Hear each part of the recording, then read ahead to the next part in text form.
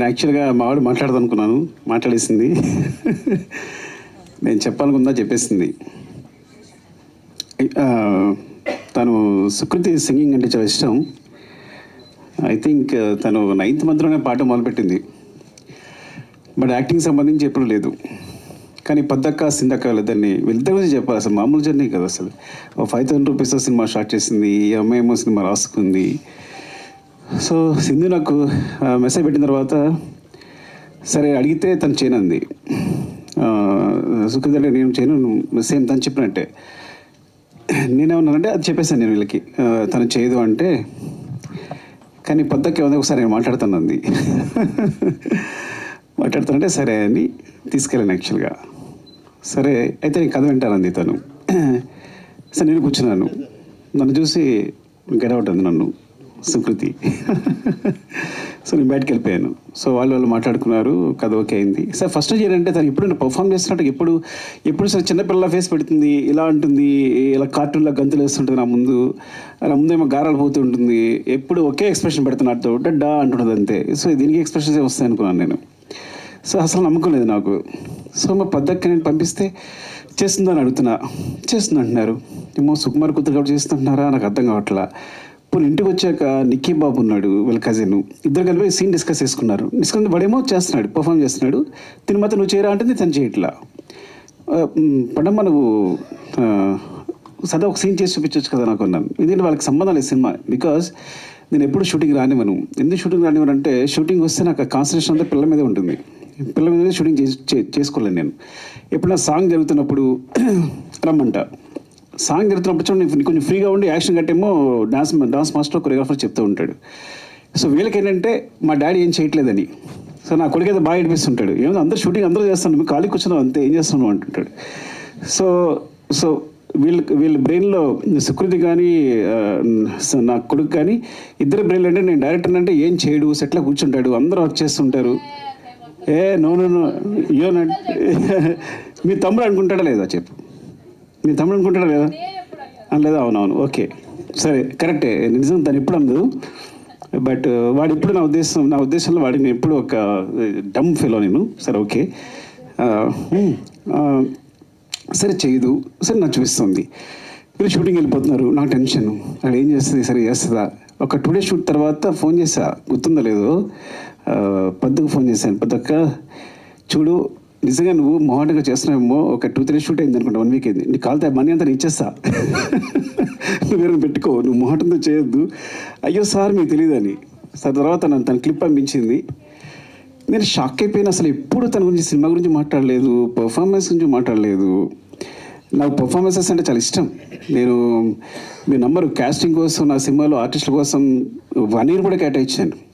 రంగస్థలం అయితే ఒక 8 months, పుష్ప అయితే ఆల్మోస్ట్ 9 months. మీరు నమ్మరు, నా దగ్గర వచ్చిన ప్రతి ఆర్టిస్టు ఎవరైనా అనుకుంటారు అందరూ వచ్చేది కార్డు ఫోటో ఇచ్చేసి వెళ్ళిపోతున్నామని.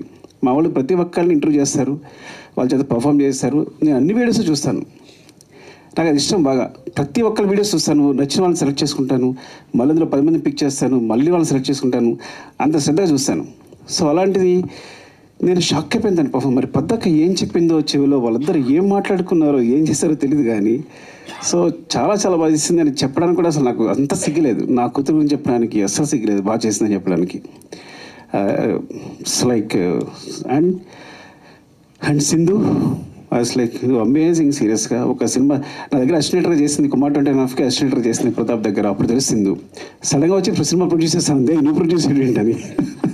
వీళ్ళు పట్టుదల చూడండి, చూసుకుని మొత్తం జర్నీ స్టార్ట్ చేశారు, సినిమా కంప్లీట్ చేశారు. ఇలా జరిగింది. తర్వాత అందరం వచ్చి చేరాం. అండ్ స్పెషల్లీ అంటే సింధు ధైర్యం తెలియదు కానీ పాపం తనకున్నది ఏదో ఏం చేస్తుందో అది తెలియదు. మొత్తం ఈ సినిమా కంప్లీట్ చేసింది. క్రౌడ్ ఫండింగ్, తన ఫండింగ్ అదంతా నాకు తెలియదు. బట్ ఒక సినిమా చేయడం, ఒక మంచి సినిమా చేయడం కోసం వాళ్ళ పట్టుదల ఇద్దరు కూర్చుని. అండ్ పద్దక్క గురించి చెప్పాలంటే అసలు స్క్రిప్ట్ ఎంత బాగా రాసుకుందంటే చెప్తున్నప్పుడు, ఎంత హుక్ అయిపోయానంటే చెప్తున్నప్పుడు ఎంత బాగా రాసుకుంది. సరే బాగా రాసుకుంది, బాగా తీస్తలేదా? ముందు రోజు ఫోన్ చేస్తుంది, నేను తీస్తానా సార్ అని. నువ్వు బాగా తీస్తా ఏం పర్లేదు. ఎందుకంటే ఎప్పుడో నేను ఆర్య అప్పుడు కథ చెప్పడానికి వెళ్ళినప్పుడు చిరంజీవి గారి కథ చెప్పడానికి వెళ్తే చిరంజీవి గారు కథ ఉన్నారు. కథ విని అరవింద్ గారు ఫోన్ చేశారు చిరంజీవి గారికి. అంటే కాదు అబ్బాయికి ఎక్స్పీరియన్స్ ఏం లేదు, ఎక్కడ అసిస్టెంట్గా చేయలేదు, చేయగలడని అడిగారు అరవింద్ గారు. అక్కడి నుంచి నా ఫోన్ వినిపిస్తుంది, చంద్ర గారు ఎక్కడి నుంచి చెప్పారు. అబ్బాయి కథ చెప్పే విధానం చూస్తే కనుక కెమెరా పాత తీసిన సినిమా హిట్టే, వదిలేసే అన్నారు. అంటే కథ ఒకళ్ళు చాలా బాగా చెప్తారంటే బాగా తీయగలరని బాగా నమ్మకం ఉంది నాకు. సో నువ్వు బాగా తీయగలవు, కథ చాలా బాగా చెప్తున్నావు అని చెప్పాను.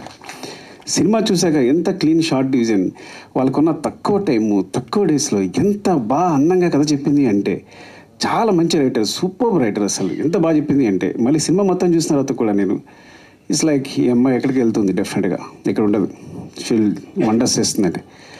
అలాగే నిజంగా బెలారస్ కదా, Belarus festival this great achievement. అంటే టోటల్ ఫిల్మ్ ఆఫ్ ది ఒక బెస్ట్ ఫిల్మ్ రావడం, జ్యూరీ తరఫు నుంచి కూడా బెస్ట్ ఫిల్మ్ రావడం అనేది. అండ్ పొద్దక థ్యాంక్స్ ఫర్ దిస్, బికాస్ సుకృతిని క్యాస్ట్ చేసినందుకు చాలా చాలా రుణపడి ఉంటాను. తను ఒక మంచి మెమరీగా మిగిలిపోతుంది సినిమా అనేది.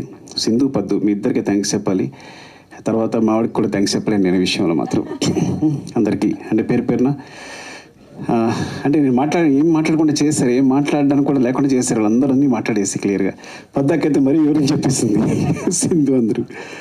అండ్ చక్రపాణి గారు థ్యాంక్ యూ అండి. And Lavanya thank you.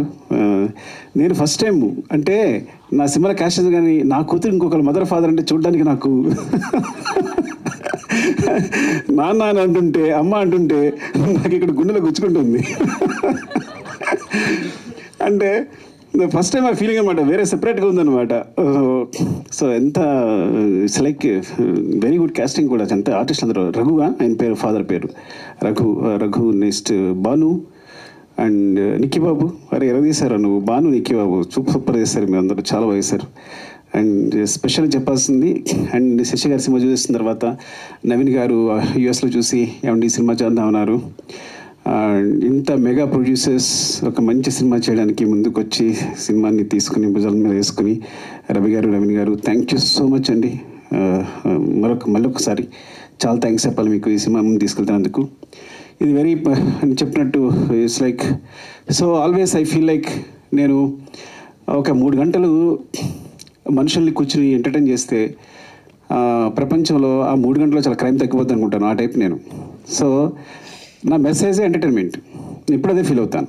ఎందుకు ఫీల్ అవుతాను అంటే, నా బిగినింగ్లో నేను పోయిమ్స్ రాసేవాడిని, చాలా సెన్సిటివ్, చాలా నేను పోయిట్ రాసేవాడిని, కథలు రాసుకునేవాడిని, ఎవరితో మాట్లాడేవాడిని, సిగ్గు. ఇండస్ట్రీకి వచ్చాను, ఇండియాకి వస్తే చాలా కష్టాలు పడుతున్నా, సరిగ్గా మాట్లాడలేకపోతున్నా, ఊపిరాడట్లేదు, ఎవరైనా వస్తే టప్పని లేచిపోతున్నా. ఒక ఆయన వచ్చాడు, ఏమంటే మీరు ప్రతి ఎక్కువ రెస్పెక్ట్ ఇచ్చేస్తున్నారు, ఇలా వేసి మీరు ఇండస్ట్రీలో ఉండరు అన్నాడు. నాకు అర్థం కాదా.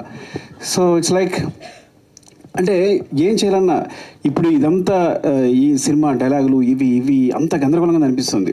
అప్పుడు నేను మా గురుగారి దగ్గరికి వెళ్ళాను, సార్ నాకు పడట్లేదు సార్ సినిమా అనేది, నేను ఇమ్మలేకపోతున్నాను, అంత కమర్షియల్గా ఉంది, అంత డబ్బు ఇదంతా, సో దానికోసం సినిమా చేయాలా, మనం దీని సమాజాన్ని బాగు చేసేలేమా, ఏదో అంత పెద్ద మాటలు మాట్లాడాను.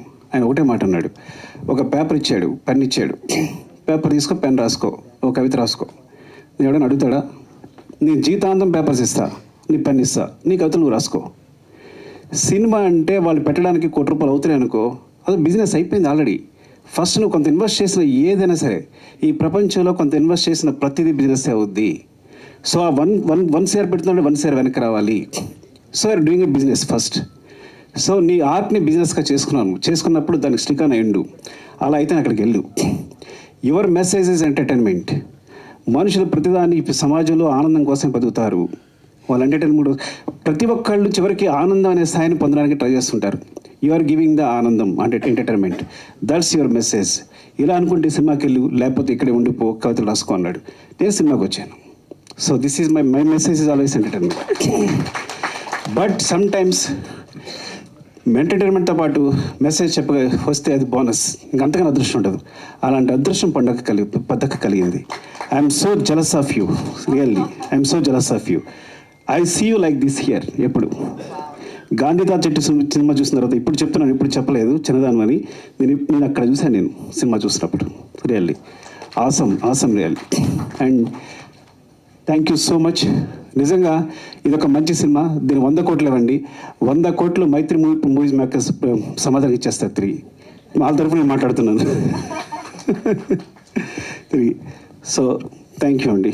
Love you so much. ఎవరైనా మర్చిపోతే ఏమనుకోవద్దు. అండ్ మ్యూజిక్ ఏంటంటే నేచర్ని మనం నేచర్ చూసినప్పుడు ఒక విండ్ ఫీల్ అవుతాం వెనకాల. So wind is like, so నేచర్ని విండ్తో ఫీల్ అయినట్టు ఈ గాంధీ చెట్టుని తన మ్యూజిక్తో ఫీల్ అయ్యాను నేను. Because when I see the trailer, అది అంత సాఫ్ట్గా, it's like so underlined and అసలు మ్యూజిక్ వినిపించలేదు నాకు. నేను ఫీల్ అయ్యాను నీ మ్యూజిక్ని. So that's great achievement. And editor Hari and ఇంకా మిగతా టెక్నీషియన్స్ పేరు నాకు సరిగ్గా తెలియకపోవచ్చు, ఏమనుకోవద్దు.